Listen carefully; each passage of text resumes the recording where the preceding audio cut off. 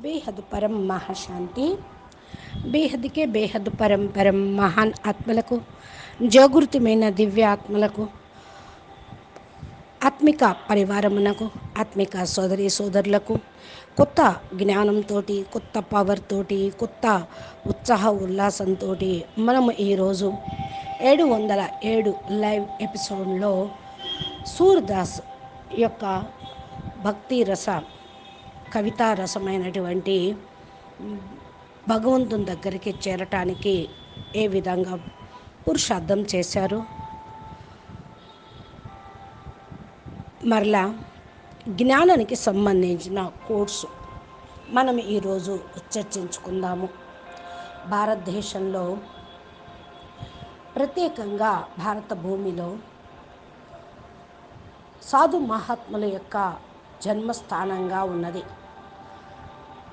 ఇద్దరి యొక్క మహాపురుషులు అవతరించారు. జ్ఞాన మార్గంలోను, భక్తి మార్గంలోనూ పరమాత్మ చెంతకు చేరటానికి మార్గోపదేశం చేశారు.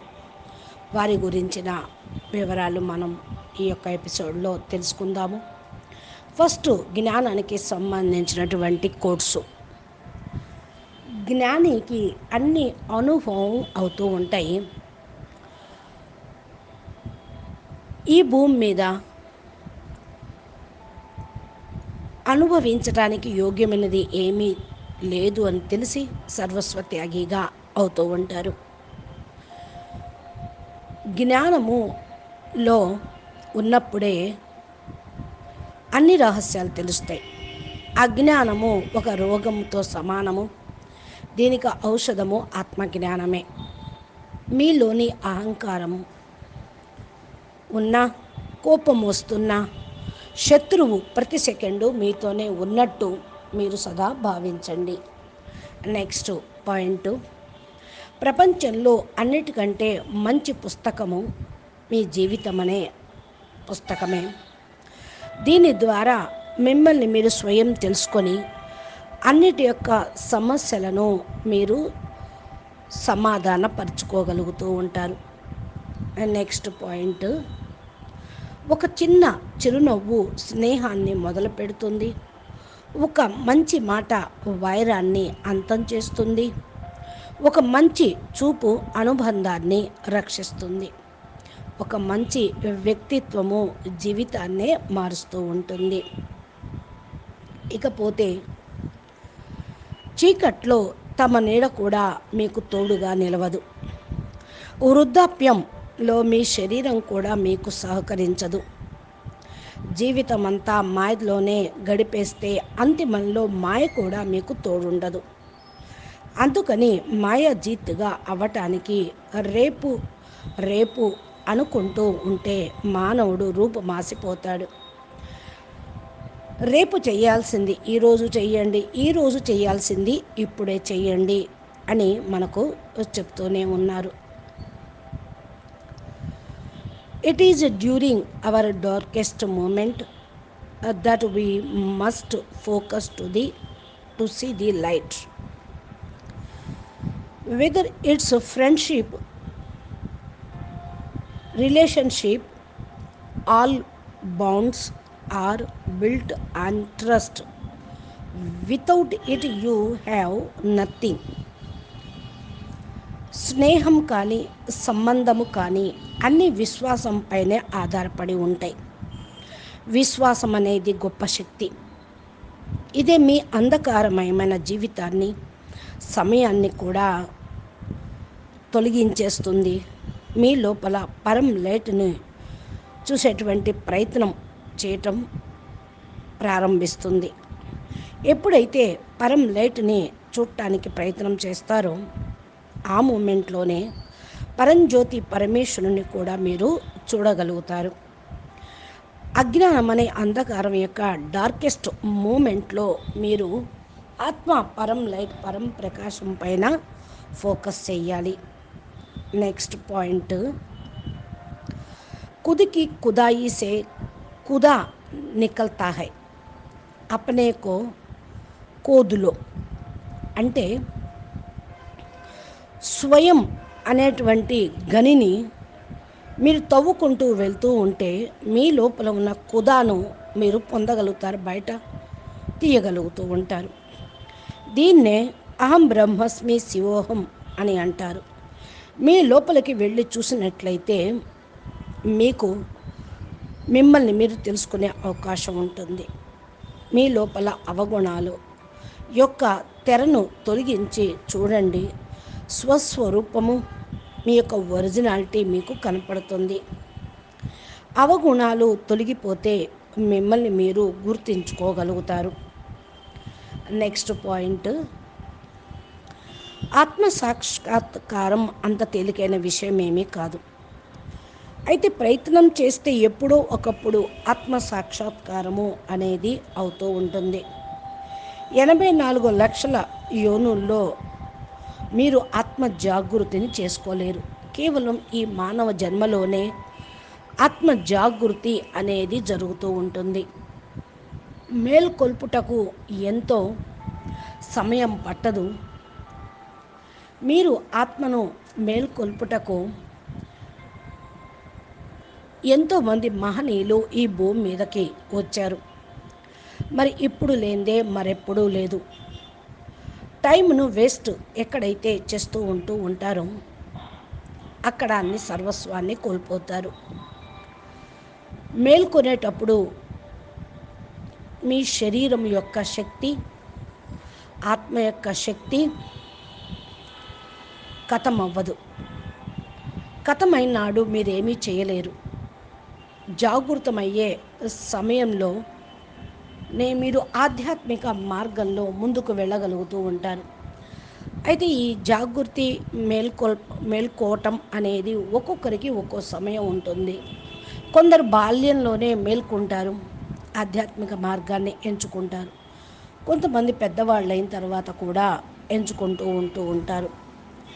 కాబట్టి ఎప్పుడు మేల్కొన్నా ఆధ్యాత్మిక ప్రగతి కోసమే. కొంతమందికి అయితే వేల జన్మలు తీసుకున్న తర్వాత అనేది మేల్కోవటం జరుగుతుంది. అప్పటి వరకు అసురులుగానే ఉంటారు. వాళ్ళను మార్చే వాళ్ళు ఎవరు ఉండరు.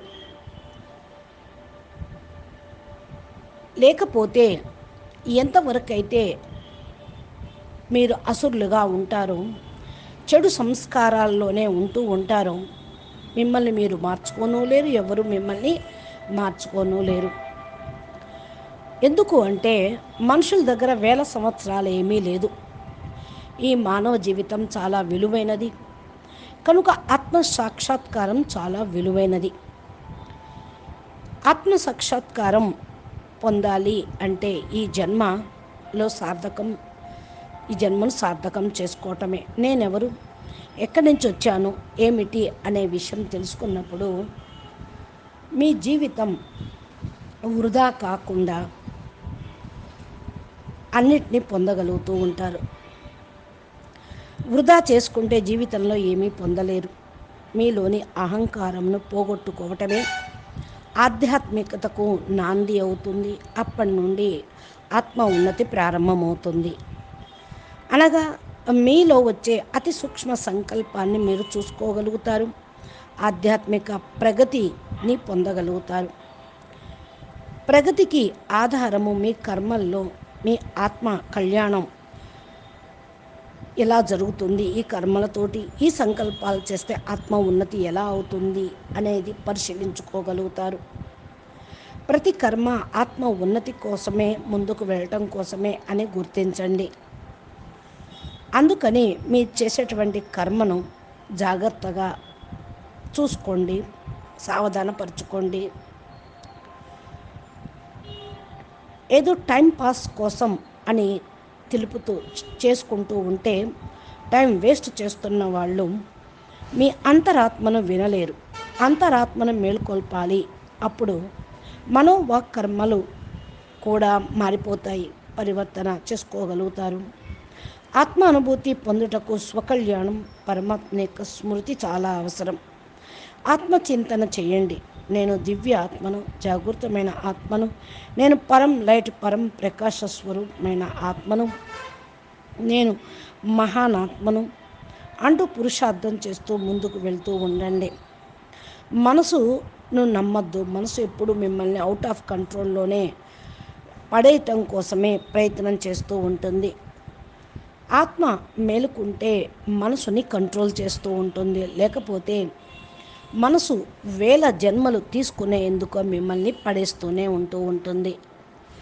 కాబట్టి ఆత్మ పరమాత్మల యొక్క సాక్షాత్కారం ఈ శరీరంతో పొందితే అది ఆత్మ చేసేటువంటి కర్మల యొక్క లెక్కాచారం అనేది చూసుకుంటూ ఉంటుంది. ఈ శరీరం ఉన్నప్పుడే లేక సమాప్తం అయ్యేటప్పుడైనా కొంతమంది పరమాత్మ సాక్షాత్కారం పొందుతారు. అయితే అంతిమం వరకు అని కాదు, ఇప్పుడే సార్థకం చేసుకోవాలి. దీనికోసం మీరు చేసే కర్మలు యొక్క లెక్కాచారాన్ని చూసుకుంటూ ఉండాలి.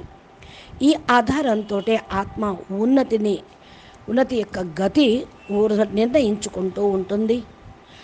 మనం చేసేటువంటి మంచి కర్మలు పరమాత్మ స్మృతి చేస్తూ ఉంటే అవి అన్నీ కూడా మీకు మంచి అనేది చేస్తూ ఉంటాయి. కాబట్టి ఇప్పుడు మీరు ట్రై చేస్తూనే ఉండాలి. ఈ పురుషార్థం అంతిమం వరకు చేస్తూనే ఉండాలి. ఆత్మ రియల్గా జాగృతం అయిన నాడు మీరు ప్రగతిని పొందగలుగుతారు. అయితే దీని గురించి సాధువులు మహాత్ములు చెప్పినా చెప్పకపోయినా బాపూజీ చెప్తూనే ఉన్నారు. ఆత్మ సత్యమైన మార్గం అనుసారంగా నడవాలి. అదే బేహద్ జ్ఞానం ప్రేరణ ఇస్తుంది. మనసు విషయాన్ని వదిలిపెట్టండి. మనసు మీకేమీ చేయదు. అయితే మనసే సుఖానికి భోగముకు ఆధారము, ముక్తికి మార్గం కూడా అని అన్నారు. స్వయం యొక్క అంతరాత్మ యొక్క ధ్వనిని మీరు వింటూ ఆత్మజ్ఞానము బ్రహ్మ జ్ఞానము ఏ ఆత్మ ఆనందం యొక్క ప్రాప్తి పొందటానికి ముఖ్యమైనది అని భావిస్తూ ఉండండి.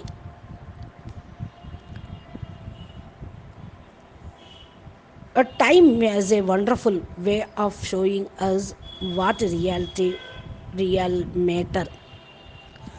సమయం అనేది సరైనటువంటి దారిని చూపిస్తుంది. రియల్ మ్యాటర్ ఏదో దాని విలువ ఏదో కూడా చూపిస్తుంది. అందుకనే అంటారు నాలెడ్జ్ ఈజ్ పవర్ అని.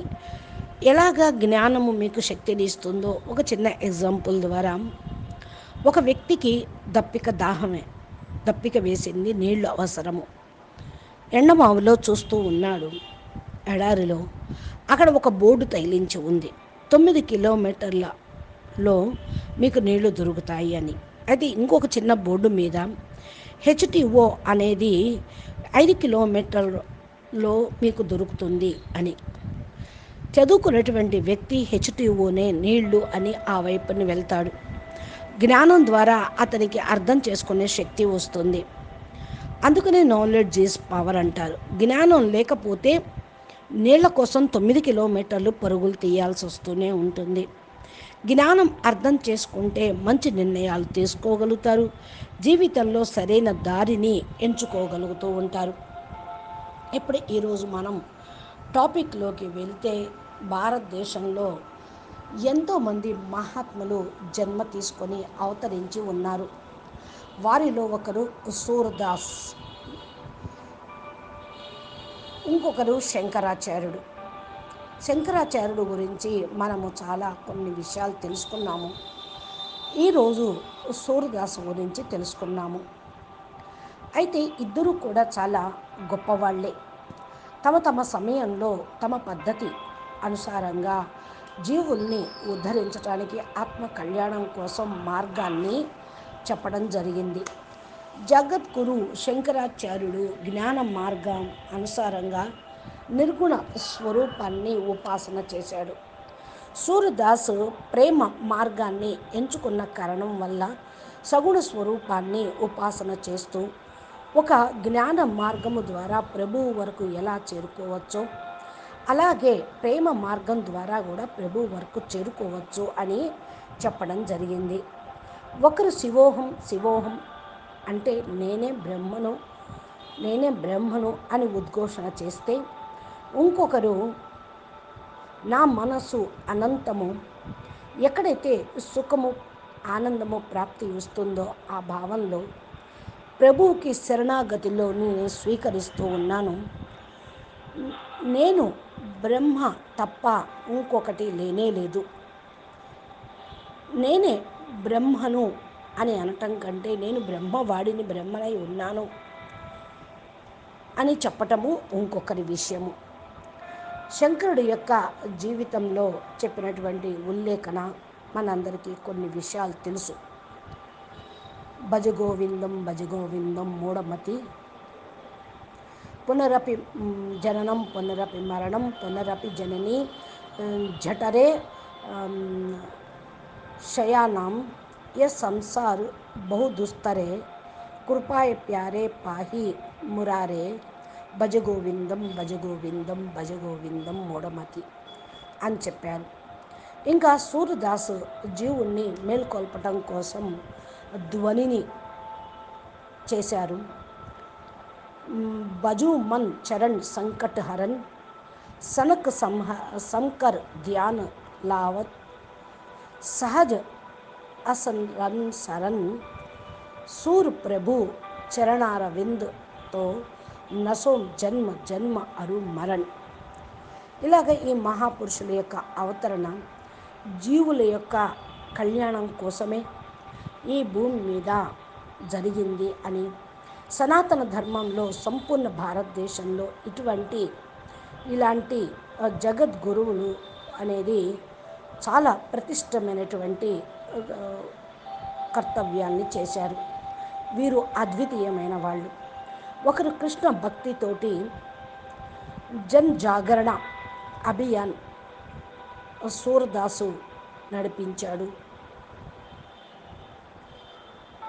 శంకరుడు తన యొక్క జ్ఞానము, తపస్సు మరియు త్యాగంతో భూమండలం దిగ్విజయాన్ని సూరదాసు ప్రేమ, భక్తి మరియు సమర్పణతోటి ఆత్మలను మేల్కొల్పారు.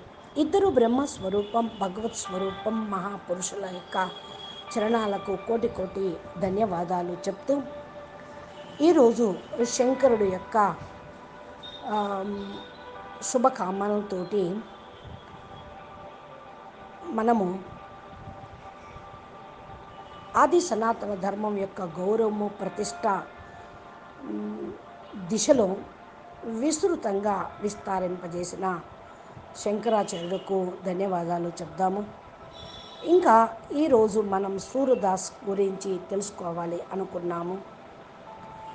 శంకరాచార్యుడు గురించి కొన్ని ఎపిసోడ్లో మనం కొద్దో గొప్ప చర్చించుకున్నాము.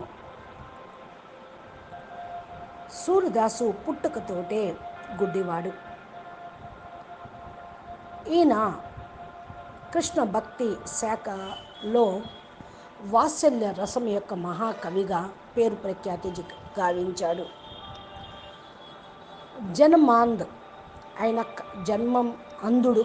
జన్మాంధ అంటే జన్మలో పుట్టుకతోటే అంధుడైన కారణం వల్ల సూర్యదాసు యొక్క ఇంట్లో తనకు అన్య పిల్లలలాగా ప్రేమ, గౌరవము అనేది లభించలేదు. అయినా కూడా తన జీవితంలో రిక్తమైన భావన అనేది కలగనివ్వకుండా, ప్రేమ తనకు లభించాలి ఇంట్లో వాళ్ళ ద్వారా అని ఉపేక్షించకుండా తనే అందరికీ ప్రేమను పంచుతూ ఉండేవాడు. ఈశ్వరుడు యొక్క లెక్కానుసారంగా ఈ విధంగా గుడ్డివాడిగా చేసిన ఈశ్వరుడు పైన నెపం వేయలేదు. కొంచెం కించిత్ దోషం కూడా ఈశ్వరుడి పైన పెట్టలేదు.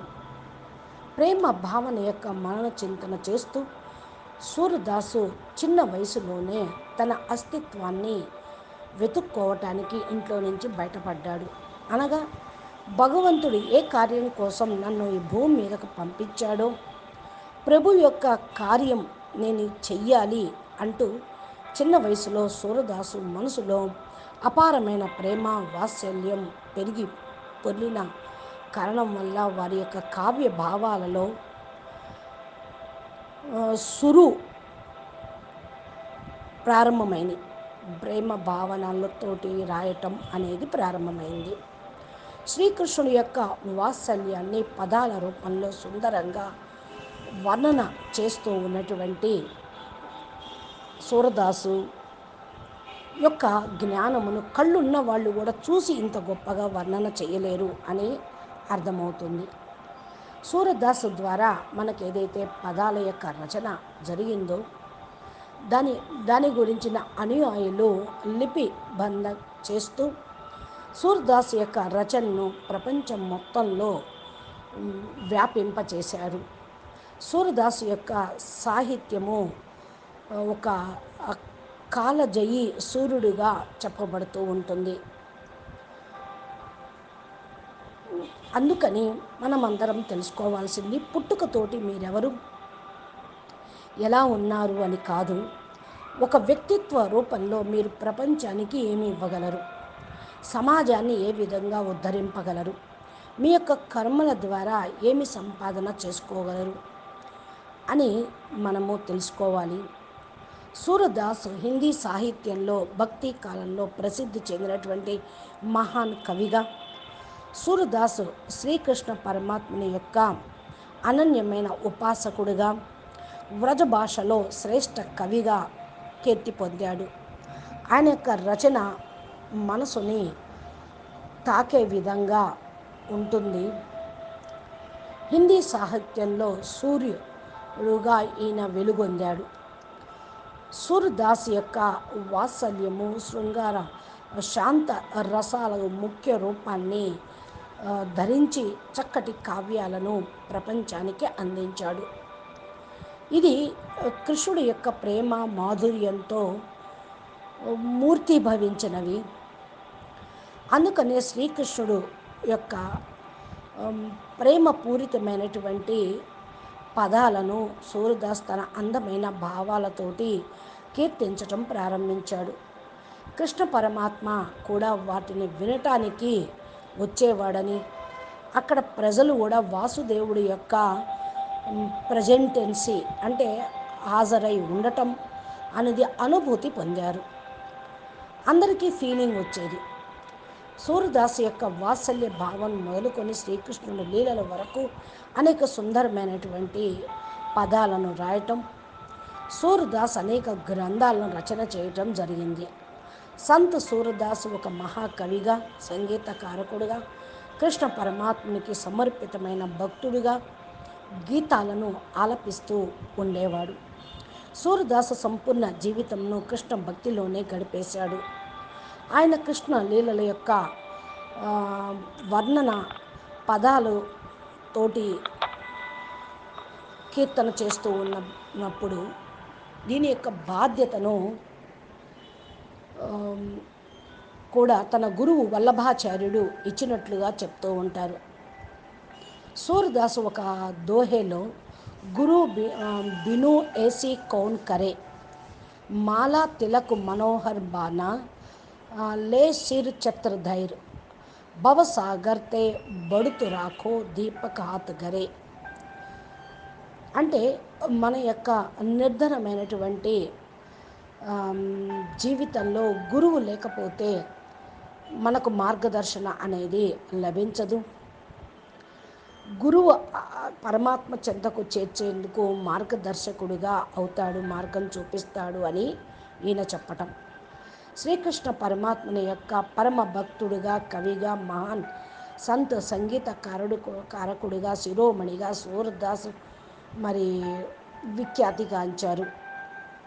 ఇందుకు సూరదాస్ ఎవరు అంటే 1620 విక్రమి నామ సంవత్సరము సూరదాసు వాత్సల్య రస సామ్రాట్టుగా పేరు పొందాడు.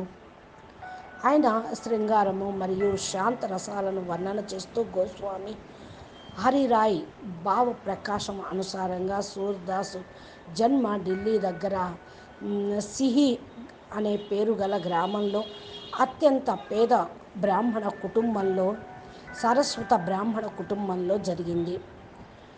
సూరదాస్ హిందీలో చాలా పెద్ద పెద్ద కవితలు తన ఒక జన్మలో పూర్తి చేశాడు. ఆయన జన్మతః గుడ్డివాడే, కానీ కృష్ణ భక్తి మనస్తోటి దివ్య నేత్రంతో చూసి వర్ణన చేశాడు. అందుకని సూర్యదాసు గురించి చాలా మాటలు మనకు వినటానికి వస్తూ ఉంటాయి. సూర్దాస్ చెప్పిన అనుసారంగా కృష్ణ భక్తులు మోక్ష ప్రాప్తిని పొందడానికి అన్నిటికంటే సర్వశ్రేష్టమైన పద్ధతిని బోధించాడు అని. సూర్యదాస్ కృష్ణుడి యొక్క బాల లీలలు మరియు అభిలాషలను వర్ణన చేశారు. సూర్యదాస్ శుభ సంకల్పం, శక్తి, సంఖ్యాభావం, మానవుల యొక్క ఎలాంటి సంకల్పాలు చేస్తూ ఉంటారో అదే విధంగా అవుతారు అని చెప్పటము. ఒకవేళ మానవుడు సంకల్పం అనే సంసారంలో కళ్యాణం కొరకు ఉంటే, ఈ మానవుడి యొక్క సంకల్పాలు ప్రపంచం యొక్క కళ్యాణం కోసం ఉంటే, దానికోసం కర్మలు చేస్తూ ఉంటే వారి లోపల అలౌకిక శక్తులు ఉద్భవిస్తాయి అంటూ చెప్పడం ప్రారంభించాడు. సూర్యదాస్ 1,5,00,000 పదాలను రచన చేసి శ్రీనాథుడికి సమర్పితం చెయ్యాలి అని సంకల్పం తీసుకున్నాడు. కానీ ఏ వ్యక్తి యొక్క మనసు లోపల ఈ శుభ సంకల్పం ఉంటుందో ఆ భక్తి భావన ఏమి చేయలేదు ఆలోచించండి. ఆయనకి తన యొక్క పూర్వజుల యొక్క భక్తి, కర్మ, సంకల్పాలు సమ్మిళితమై ఫలస్వరూపంగా ఆయన మనసులో ఈ విధమైనటువంటి సంకల్పం ఉద్భవించింది అని అనుకోవాలి. మానవుడి యొక్క మనసులో శుభ సంకల్పాలు ఉదయించటం కోసం ఈశ్వరుడి పైన అటూటు అంటే ఎడతెగని విశ్వాసం కూడా ఉండాలి. ఈశ్వరుడి పైన విశ్వాసం లేకపోతే ఆ శుభ సంకల్పం అనేది మీరు ఎప్పటికీ చేయలేరు. సంకల్పాల యొక్క నియమం ఇదే. కొంతమంది చాలా సంకల్పాలు చేస్తూ ఉంటారు, కానీ పూర్తి చేయలేకపోతారు. సంకల్పాలు పూర్తి కాని కారణము ఏంటి అంటే, వారు కర్మలకు ఆధీనం కావటం, స్వార్థానికి, మనసుకు ఆధీనం కావటం. భగవంతుని కర్మకు, భగవంతుని యొక్క విధానానికి ఆధీనమైతే ఆ సంకల్పాలు తప్పకుండా పరమాత్మ ఏదో విధంగా పూర్తి చేస్తారు. ఏ సంకల్పం అసంపూర్ణంగా ఉండనివ్వడు. దీనికి ఉదాహరణయే ఆయన జీవితంలో లక్షంబావ్ శ్లోకాలు పూర్తి చేయాలి అని సంకల్పం చేసినప్పుడు ఆయన 1,00,000 మాత్రమే రాయగలిగాడు పదాలతోటి, శబ్దీకరణ. అయితే మానవుడు రోజంతా అశుభ సంకల్పాలు చేస్తూ ఉంటూ స్వయం దుఃఖీగా ఉంటూ ఉంటే జగత్తు యొక్క కళ్యాణం ఏం చేయగలరు? తమ స్వభావం కారణం వల్ల అశుభ భావనలతోటే వారి జీవితం అంతా గడిచిపోతూ ఉంటుంది. శుభ సంకల్పాలు చేసేటువంటి మానవుడు స్వయం సుఖీగా ఉంటూ ప్రపంచంలోని మానవుల్ని కూడా సుఖీగా ఉంచగలరు. మనసులో ఎలాంటి సంకల్పాలు వస్తూ ఉంటాయో దాని యొక్క పరిణామం కూడా అలాగే ఉంటుంది. జైసా మతి వైసా గతి అంటూ ఉంటారు. మానవుడు సంకల్పాలను బట్టే వారి యొక్క ఆచరణ ఉంటుంది. ఆచరణ బట్టి సంస్కారాలు తయారవుతాయి. అవే స్వరూపంలోకి వస్తూ ఉంటాయి. మంచి సంకల్పాలను పూర్తి చేయటానికి అనేక కర్మల యొక్క పుణ్య ప్రాప్తి అనేది ఉండాలి. ఈ సత్కర్మలతోటి ప్రాణి సామ్రాట్, విరాట్, ఇంద్రుడు, మహేంద్రుడు, బ్రహ్మ ఇప్పటి వరకు కూడా నిమిత్తమై ఉన్నారు. మానవుల యొక్క సంకల్పము తోటే సంసారం తయారైంది. సంకల్పాలతోటి మానవుల యొక్క కళ్యాణము జరుగుతూ ఉంది. దీన్ని పూర్తి చేసుకోవటానికి అలౌకిక దివ్య శక్తులు సహాయం అనేది చేస్తూనే ఉంటూ ఉంటాయి. ఉద్ధవుడి యొక్క అవతరణను తెలుసుకోవటానికి సూర్యదాస్ యొక్క ఉపాసన సంఖ్యాభావం కూడా తెలుసుకోవాలి. శ్రీనాథుడి యొక్క ఎడల ఆయనకున్న అపూర్వమైన భక్తి, మహాప్రభు వల్లభాచార్యుని యొక్క ఆజ్ఞతోటి శ్రీమద్ భాగవతం యొక్క దశమ స్కందం యొక్క కథను పద రూపంలో కీర్తన చెయ్యాలి అని చెప్పారు. కానీ సూర్యదాసు ఒక శుభ సంకల్పాన్ని తీసుకొని పరమాత్మ యొక్క చరణ దగ్గర, పాద కమలాల దగ్గర స్థానాన్ని ఇప్పించింది. సూరసాగర్ లాంటి గ్రంథమును రచన చేసి ప్రపంచ ప్రాణులకు కళ్యాణం కోసం అందించడం జరిగింది. సూర్దాస్ తన జీవితంలో భగవంతుని యొక్క లీలలు లక్ష్యం పదాలను రచన చేయాలని సంకల్పం తీసుకొని ఒక లక్ష్యం మాత్రమే రాయగలిగాడు. శ్రీనాథుడికి దీని ఎడల అపూర్వమైన ఆయన ఎడల ఉన్న భక్తి కారణం వల్ల మహాప్రభు వల్లభాచార్యుడి యొక్క ఆజ్ఞతోటి శ్రీమద్ భాగవత దశమ స్కందము కథ పదాల్లో కీర్తించబడింది. కానీ సూర్దాస్ యొక్క సంకల్పం సాకారం ఎలా అయ్యింది అంటే ఆయన చేసినటువంటి భక్తి భావనతోటే 1,00,000 పదాలు చేసిన మిగతావి స్వయంగా శ్రీనాథుడే సంకల్పం చేసి రాయటం జరిగింది. అనేక సార్లు ఎప్పుడైతే లేఖకులు పరమాత్మతో పాటు తోడుగా ఉంటూ ఉంటారో వారు స్వయం భగవంతుడైన శ్రీనాథుడే ఆ కార్యక్రమాన్ని పూర్తి చేశాడు. ఒకరోజు సూర్దాస్ తన అనుభవాన్ని చెప్తూ, నేను ఫస్టే రాయాలి అనుకున్నాను కానీ రాయలేకపోయాను అంటూ ఉండగానే అక్కడ భగవంతుడి యొక్క చెయ్యి వదిలి అంతర్ధ్యానం అయిపోయినట్టు ఆ సమయంలో సూర్దాస్ నోటి నుండి దోహాయిలు వచ్చినవి. బాహ చుడాయా జాతా హౌ నిబల్ జాని ఓ మోహి. సూర్దాస్ ఎక్కువ తెలిసిపోయింది ప్రభువు గోవర్ధన్ నాథ్ అతన్ని వదిలేసి నిత్య లీలా గోలోక ధామాన్ని పిలుస్తున్నాడు అని. ఇప్పుడు తన లక్ష్యం పదాల యొక్క రచన సంకల్పం ఎలా పూర్తవుతుంది అనుకొని చింతిస్తున్న సమయంలో ప్రభు శ్రీనాథుడే వచ్చి స్వయంగా చెప్పారు, సూర్దాస్జీ మీ పదాల సంఖ్య లక్ష్యం పూర్తయినవి చూడండి అన్నాడు. లెక్క పెట్టుకోండి అన్నాడు. ఇదేలా సంభవము, నేనైతే 1,00,000 పదాలనే రాశాను అన్నాడు. శ్రీనాథుడు మళ్ళా అన్నారు, లేదు మరి 25,000 పదాలను కూడా నేను రచన చేశాను అని అన్నాడు. లెక్క పెట్టుకుంటే 1,25,000 సంఖ్య పూర్తయినది. తనకి విశ్వాసం కుదరలేదు ఈ యొక్క పదాలను రచించింది ఎవరు అని.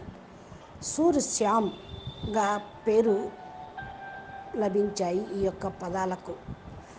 లెక్క చూసుకొని కరెక్ట్గా ఉన్నప్పుడు భగవంతుడు అంధులైన వారికి కూడా సంకల్పాన్ని వాడు చేసిన సంకల్పాలను కూడా ఎలా సాకారం చేశారు అని మనకిక్కడ అర్థమైపోతూ ఉంటుంది.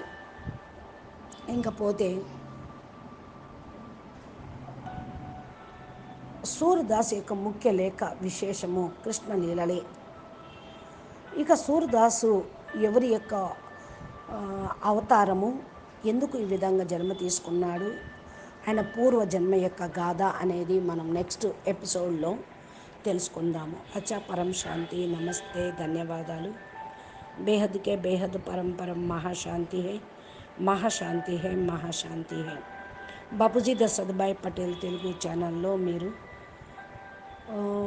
బాపూజీ అప్లోడ్ చేసే వీడియోలను మొబైల్లో మీరు నోటిఫికేషన్ రూపంలో పొందాలి అంటే మా ఛానల్ని సబ్స్క్రైబ్ చేసి గంట సింబల్ని ప్రెస్ చేయండి, నోటిఫికేషన్లు పొందగలుగుతారు. అచ్చా, పరం శాంతి, నమస్తే.